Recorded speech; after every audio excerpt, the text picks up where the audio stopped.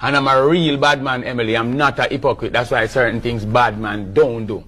What exactly has the bad man done to this point? A bad man have a responsibility to see that the children in the community goes out and come in safe. A bad man in the community see to it that terrorists does not terrorize the community, rape the little school people them, terrorize the poor people them, rob you when you go to work from Monday till Friday, and the one money you have to come in to take care of little people them, then rob you and take it and go to shoot you, kill you. That is a responsibility. Dodos is a bad man, real bad man. Zeeks is a real bad man. How do you know Adams is a real bad man. Leng is a real bad man. Tone Youth a real bad man. Starkey, Copper, Rag, the whole of we have stand up as a real bad man. The people that protect Jamaica from terrorists are real bad man. Terrorists and bad man are two different things. And Ninja Man ranks in that group? Dan Dan Corgan, real bad man.